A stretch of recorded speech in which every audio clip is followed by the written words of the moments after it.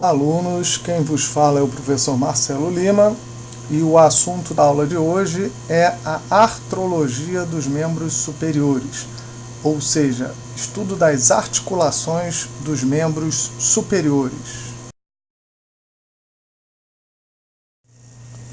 Complexo articular do ombro.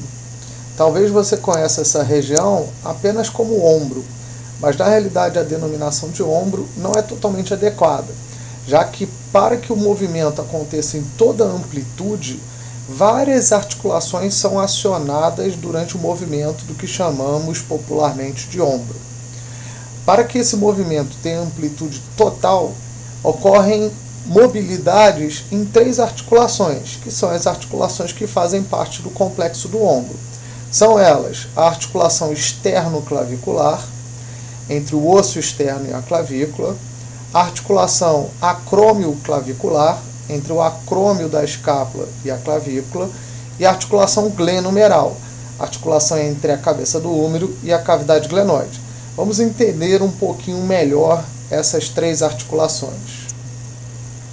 Temos aqui a articulação glenomeral, o contato da cabeça do úmero com a cavidade glenoide, é uma articulação esferoide. Aqui temos a articulação acrômio-clavicular, que faz apenas deslizamentos, é uma articulação plana, e a articulação externo-clavicular, que também faz deslizamentos, articulação plana igualmente. Aqui percebemos que durante o movimento de abdução até 180 graus do úmero, ocorre movimento na glenomeral, movimento na acrômio-clavicular e movimento na externo-clavicular. Novamente, primeiro a glenomeral se movimenta, depois a clavícula se movimenta, ocorrendo mobilidade na acrômio-clavicular e na externo-clavicular. Então vejamos que durante a abdução, por exemplo, de 180 graus, precisamos da mobilidade dessas 3 articulações e por isso devemos chamar essa região de complexo articular do ombro. Seguiremos falando do complexo articular do ombro, mas agora iremos abordar separadamente cada articulação do complexo articular do ombro. E a primeira articulação que iremos abordar é a articulação externo-clavicular. Articulação essa formada entre a incisura clavicular do externo e a extremidade medial da clavícula. Essa articulação é classificada pela maioria dos autores como articulação sinovial plana, sendo assim, ela só realiza pequenos movimentos de deslizamento. Nessa articulação, temos a presença quase sempre de um disco articular, lembrando que é uma estrutura fibrocartilaginosa em forma de disco que está interposta entre as peças ósseas. Lógico que toda articulação que possui disco articular também possui a sua cartilagem articular. Bem, o segundo elemento de relevância nessa articulação são os ligamentos externo-claviculares. Esses ligamentos reforçam a cápsula na região anterior, que é exatamente a visão que está sendo mostrada, e reforçam a cápsula na região posterior. Existe ainda um ligamento que se estende da extremidade medial da clavícula direita à extremidade medial da clavícula esquerda. Por se estender de uma clavícula a outra, esse ligamento é chamado de ligamento interclavicular. E o terceiro e último ligamento ou estrutura é o ligamento que se estende da primeira cartilagem costal à clavícula. Ligamento esse chamado de ligamento costoclavicular, que se fixa especificamente no acidente conhecido na clavícula como impressão para o ligamento costoclavicular.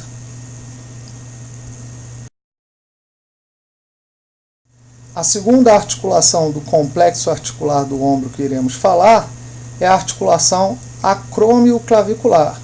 Essa articulação ocorre entre a extremidade externa ou lateral da clavícula e o acrômio da escápula. Essa articulação é classificada como uma articulação sinovial plana. Articulação essa que permite apenas movimentos de deslizamentos. Existem alguns elementos de relevância nessa articulação.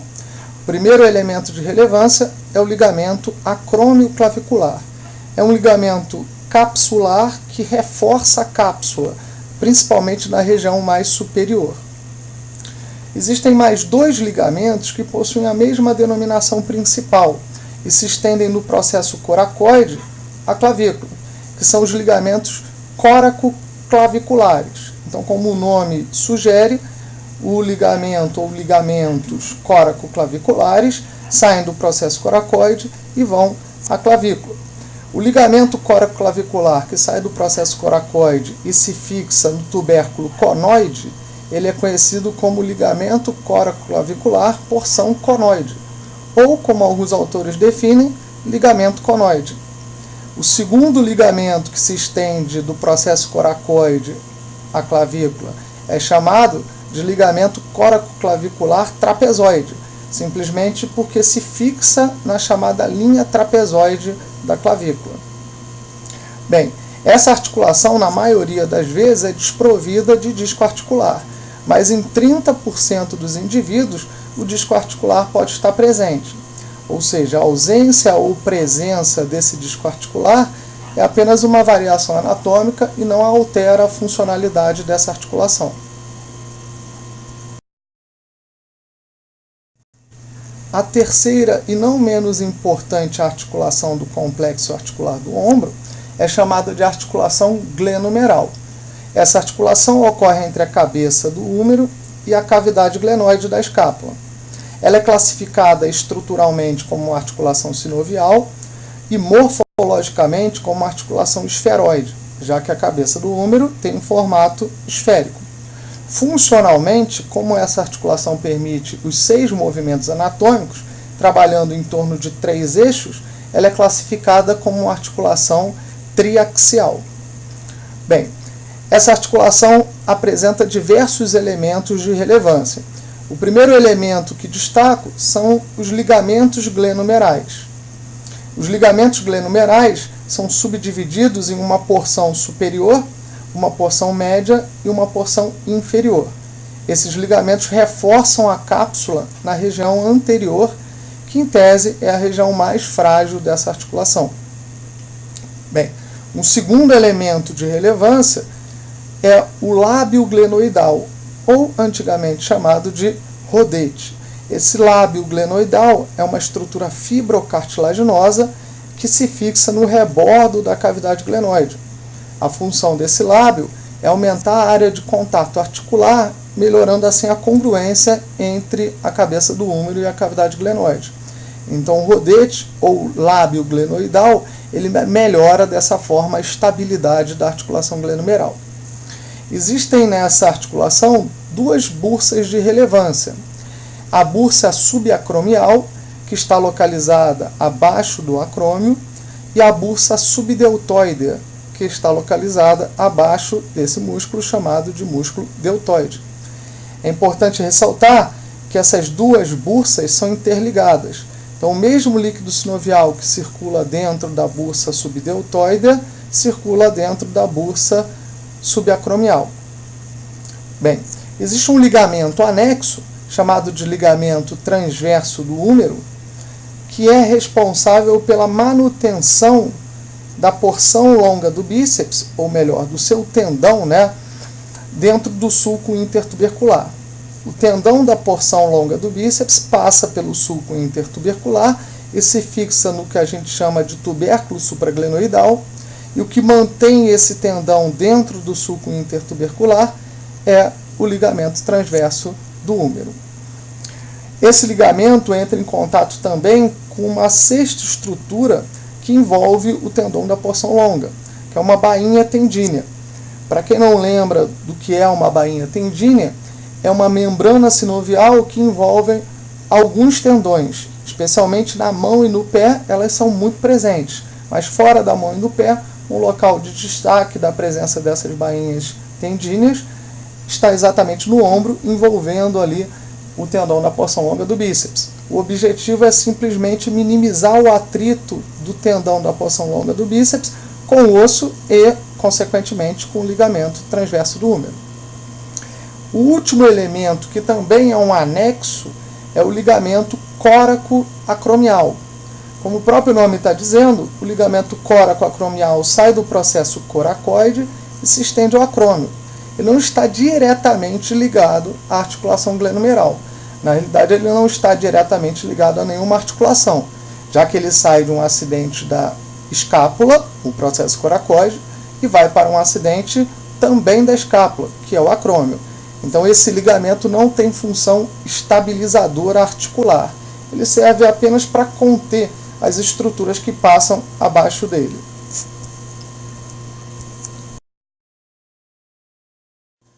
Complexo articular do cotovelo. Provavelmente você conhece esse complexo simplesmente com a denominação articulação do cotovelo. Mas será que é correto usar essa denominação? Não. Simplesmente porque esse complexo é formado por 3 junções ósseas, ou seja, 3 articulações. São elas a articulação húmero-ulnar, que ocorre entre a tróclea do húmero e a incisura troclear da ulna. Essa articulação permite o movimento de flexão e extensão somente, por isso é considerada uma articulação morfologicamente gínglimo. E, obviamente, como toda articulação do tipo gínglimo ou dobradiça, ela é funcionalmente uniaxial. A segunda articulação desse complexo é a articulação húmero-radial, que ocorre entre o capítulo do húmero e a fóvea da cabeça do rádio. É, na realidade, uma articulação coadjuvante que apenas acompanha os movimentos das outras articulações. A grande maioria dos autores classifica essa articulação como uma sinovial elipsoide. A terceira e última articulação é a articulação rádio-ulnar proximal. Ela possui esse nome proximal simplesmente porque o rádio e a ulna se encontram novamente na região distal. A articulação rádio-ulnar proximal ocorre entre a circunferência articular da cabeça do rádio e a incisura radial da ulna. É uma articulação que, quando funcional, ela permite o movimento de rotação da cabeça do rádio, movimento esse que se traduz na chamada pronação e supinação do antebraço. Assunto esse que veremos em aulas mais avançadas. Bem, essa articulação, por permitir apenas movimentos rotacionais, ela é considerada uma articulação sinovial do tipo pivô, e como toda pivô, ela é funcionalmente classificada como articulação monoaxial ou uniaxial. Bem, para que possamos enxergar de uma forma mais ampla os elementos da articulação ou do complexo do cotovelo, precisamos manter a cápsula articular. Mantendo essa cápsula, podemos enxergar o ligamento que estabiliza essa articulação lateralmente, chamado de ligamento colateral lateral. Temos também um ligamento que estabiliza essa articulação medialmente, chamado de ligamento colateral medial. O terceiro ligamento, ele envolve a circunferência articular da cabeça do rádio e mantém um anel em volta da circunferência articular, fazendo com que a cabeça do rádio realize os movimentos rotacionais. É o chamado ligamento anular da cabeça do rádio. Existe um outro elemento que seria visível ou numa visão lateral ou numa visão medial, que é a chamada bursa olecraniana. A bursa olecraniana está superficialmente ao osso ulna, especificamente a parte chamada de olecrano. Então aqui podemos ver a bursa olecraniana numa visão lateral e a bursa olecraniana numa visão medial. Os demais ligamentos também podem ser vistos nessas visões. Na visão medial, conseguimos ver com uma vasta amplitude o ligamento colateral medial.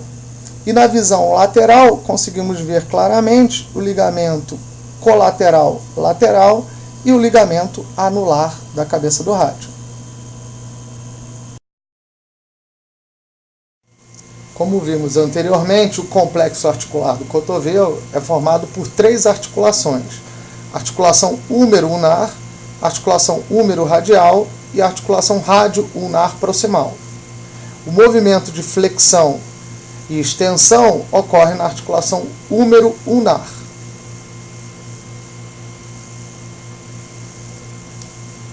Especificamente nesse movimento, a tróclea desliza na incisura troclear. No movimento de pronação e supinação, ocorre uma rotação da cabeça do rádio dentro do chamado ligamento anular. Então, o rádio é o único osso que se movimenta durante a pronossupinação. Aqui temos o ligamento colateral lateral ou radial e aqui, como já havia falado, o anular. Com o cotovelo desarticulado, vemos a incisura troclear e a fóvea da cabeça do rádio. Obviamente, o ligamento anular envolvendo a cabeça do rádio. Após a retirada da cabeça do rádio, fica muito mais visível o formato de anel do ligamento anular. Sendo retirado, nitidamente um formato de anel do ligamento anular que envolve a circunferência articular da cabeça do rádio. O rádio e a ulna se articulam em dois pontos, na região proximal, que faz parte do cotovelo, e na região distal, que não faz parte do cotovelo. Mas nesse vídeo podemos ver que durante a pronação, somente o rádio se move. E esse movimento acontece tanto na articulação rádio-ulnar proximal quanto na articulação rádio-ulnar distal. Agora vemos ambas articulações com as cápsulas articulares, a rádio-ulnar proximal e a rádio-ulnar distal. Novamente, o movimento de pronação, somente o rádio se movendo, e o movimento de supinação, somente o rádio se movendo.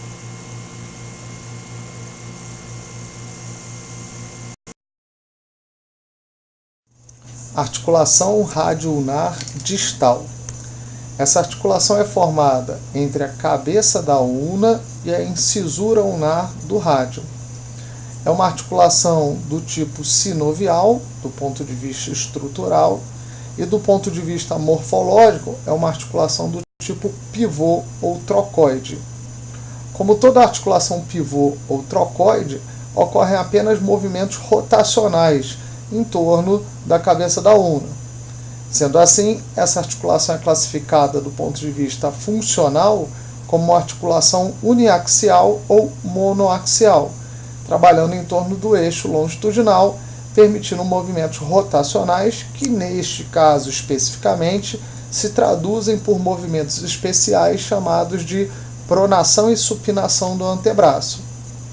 Esses movimentos acontecem quase que exclusivamente na região dessa articulação e na região da articulação rádio-ulnar proximal.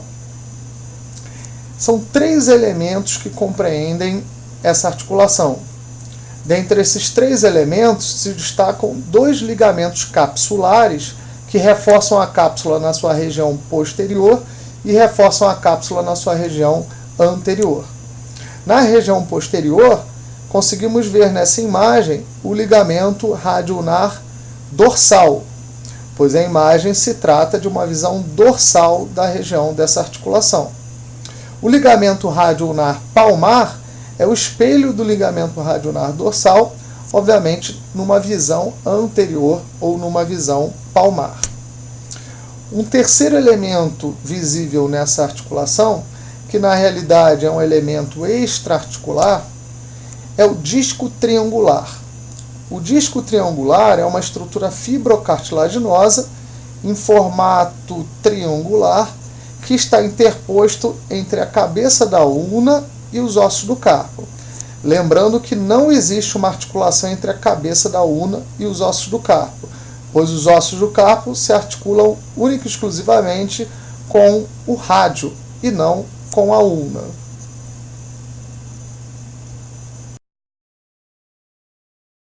Articulação radiocárpica, ou simplesmente a articulação do punho. Essa articulação é formada entre a superfície articular distal do rádio, ou também chamada superfície articular cárpica do rádio, e o escafoide e o semilunar. Ou seja, os únicos ossos do carpo que entram em contato com o rádio são escafoide e semilunar. Essa articulação é classificada estruturalmente como articulação sinovial, morfologicamente como articulação elipsoide. Articulação essa que permite 4 movimentos e por isso é considerada uma articulação biaxial, ou seja, trabalha em torno de 2 eixos. Nesse caso, o eixo antero-posterior e o eixo látero-lateral. Essa articulação é capaz de produzir 4 movimentos, como citado anteriormente. São eles flexão, extensão, abdução e adução. Lembro que o movimento de adução também pode ser chamado de movimento de desvio ulnar e o movimento de abdução também pode ser chamado de desvio radial. São alguns elementos que se destacam nessa articulação, especialmente os ligamentos capsulares. Veremos primeiro a visão palmar. Na visão palmar se destaca um feixe ligamentar bem extenso, geralmente dividido em 3 porções, chamado de ligamento radiocárpico palmar.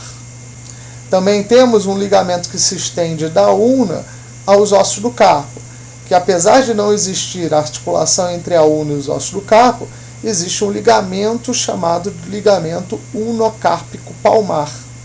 Esse ligamento estabiliza a própria articulação radiocárpica. Na visão palmar, que é a visão dessa imagem, conseguimos ver também os ligamentos colaterais. Aqui o ligamento colateral lateral, aqui o rádio, o processo estiloide do rádio, e, número 4, o ligamento colateral ulnar. Passamos então para a visão dorsal da articulação do punho. Na visão dorsal, também temos um ligamento radiocárpico, só que neste caso, chamado de radiocárpico dorsal. E assim como na região palmar, também temos um ligamento ulnocárpico, neste caso, ligamento ulnocárpico dorsal. Na visão dorsal, também podemos visualizar os ligamentos colaterais. Ligamento colateral lateral, ligamento colateral medial. O ligamento colateral lateral pode ser chamado de ligamento colateral radial, porque se fixa no osso rádio.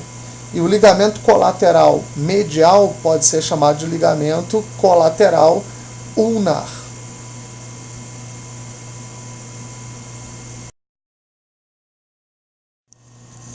Articulações intercárpicas. Essas articulações ocorrem entre os ossos do carpo.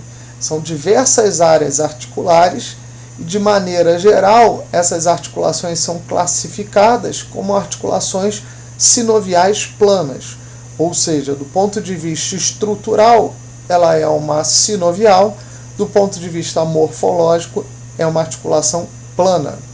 Como toda articulação sinovial plana, os movimentos permitidos pelas articulações entre os ossos do carpo são apenas movimentos de deslizamentos, e por conta disso não existe uma classificação funcional, ou, dentro da classificação funcional, podemos dizer que as articulações intercárpicas são não axiais.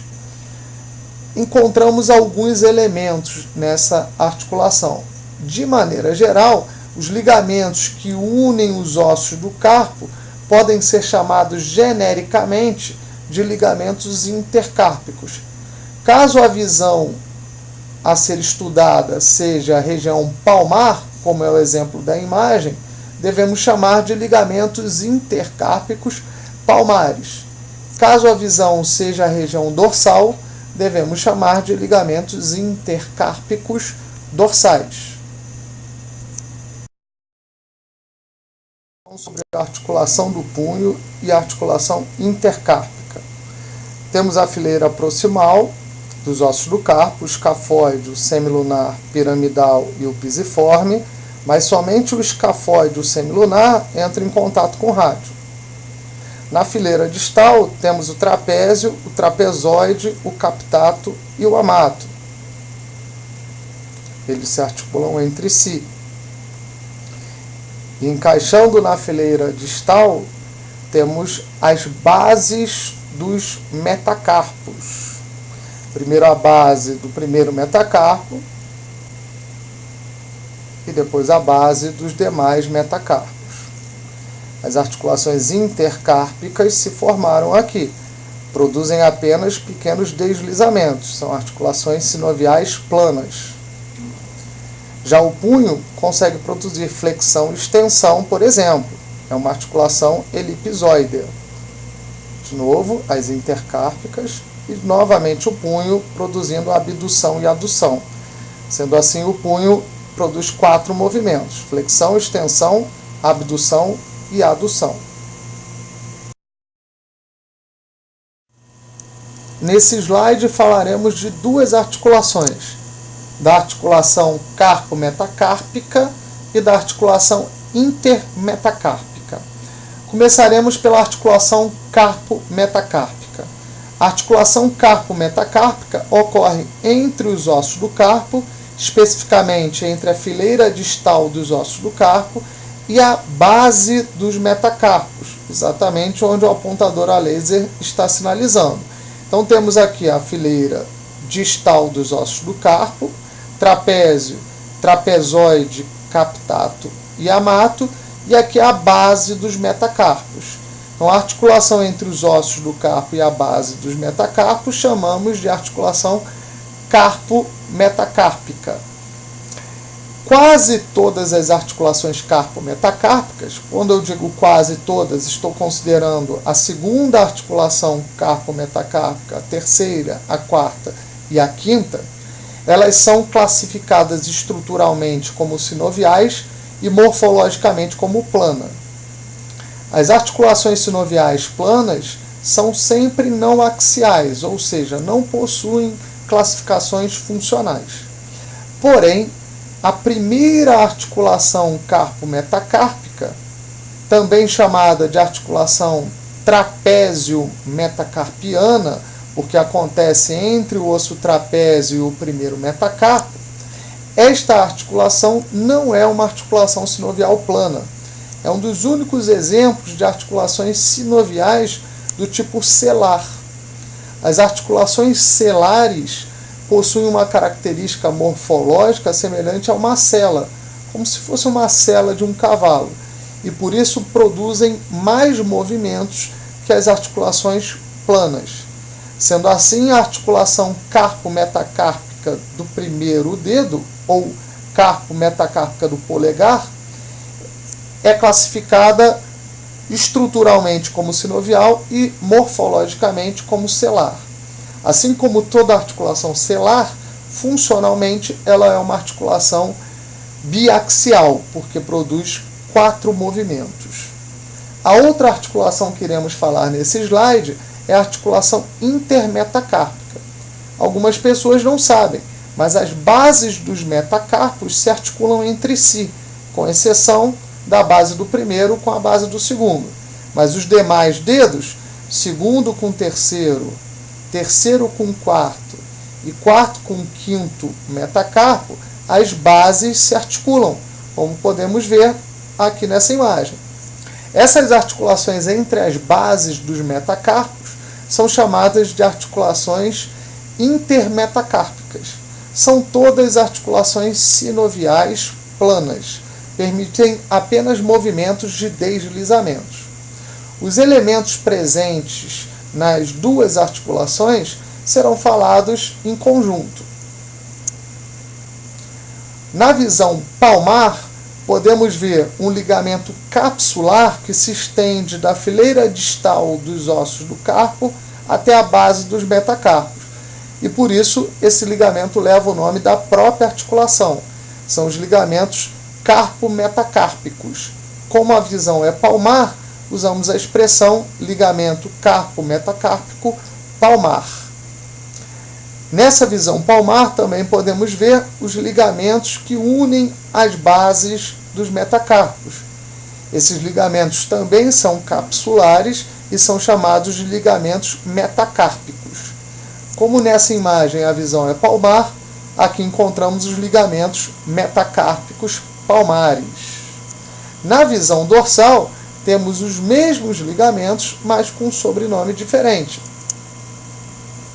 Temos os ligamentos carpo-metacárpicos dorsais e os ligamentos metacárpicos dorsais.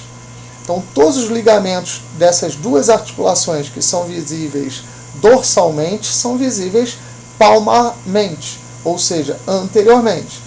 Então, eles levam as denominações de acordo com a sua localização. Articulação metacarpo-falangiana. A articulação metacarpo-falangiana é formada entre a cabeça dos metacarpos e a base das falanges proximais. São 5 articulações metacarpo-falangianas, e as 5 são classificadas estruturalmente como articulação sinovial e morfologicamente como articulação elipsoidea e funcionalmente como articulações biaxiais. Toda articulação elipsoidea e biaxial produz 4 movimentos. E os movimentos que são produzidos por esta articulação são flexão, extensão, abdução e adução. Os elementos de maior relevância para essa articulação são principalmente os ligamentos que estabilizam esta articulação. Dentre eles, destaco o ligamento metacárpico transverso. Esse ligamento metacárpico transverso, ele se estende de uma cápsula articular a outra, ou seja, de uma cápsula articular de um dedo à cápsula articular do dedo adjacente. Então temos aqui o ligamento metacárpico transverso, que está ligando a cápsula articular do 5º dedo à cápsula articular do 4º dedo. E assim ocorre até o 2º dedo. Só não temos ligamento metacárpico transverso entre o 1º e o 2º dedo.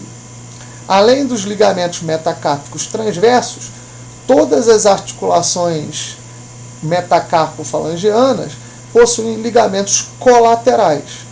Esses ligamentos colaterais vão estar localizados tanto lateralmente quanto medialmente e vão levar a denominação da sua localização. Então podemos ver que eles reforçam lateralmente ou medialmente a cápsula articular, fazendo a estabilização nesta região.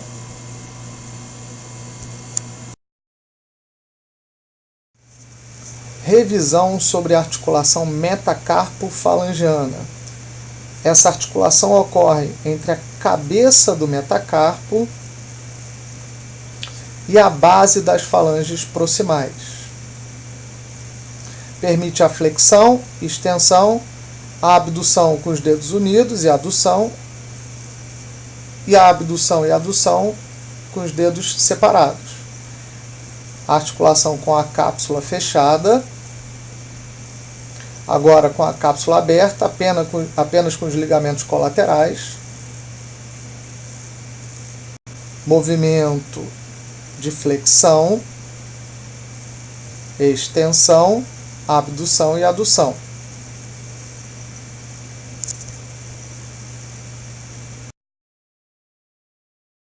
Articulação interfalangiana. A articulação interfalangiana, ela ocorre entre a cabeça de uma falange e a base da falange adjacente. Sendo assim, cada dedo possui 2 articulações interfalangianas. Uma articulação interfalangiana mais superior, e por isso é chamada de articulação interfalangiana proximal, e uma articulação interfalangiana mais inferior, e por isso é chamada de articulação interfalangiana distal. Essas articulações são classificadas estruturalmente como articulações sinoviais. E, neste caso, essa articulação só produz o movimento ou os movimentos de flexão e extensão. Como toda articulação que permite apenas os movimentos de flexão e extensão, essa articulação é classificada como uma articulação do tipo gínglimo ou dobradiça. Aqui na imagem do dedo fletido, temos a visão das duas articulações interfalangianas em posição de flexão. Existem basicamente dois elementos estabilizadores lateralmente e medialmente a essa articulação. São os ligamentos colaterais. Então existe um ligamento colateral lateral, localizado obviamente lateralmente, e um ligamento colateral medial, localizado obviamente medialmente.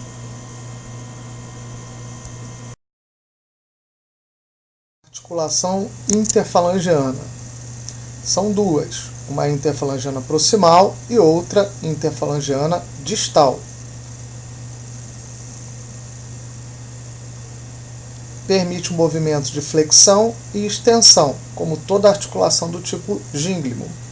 Essa articulação ocorre entre a cabeça de uma falange e a base da falange adjacente. A cabeça é a superfície convexa e a base é a superfície côncava. Articulação com a cápsula totalmente fechada no movimento de flexão e extensão. Agora com a cápsula aberta e apenas a manutenção dos ligamentos colaterais. Flexão e extensão, único movimento permitido por essa articulação.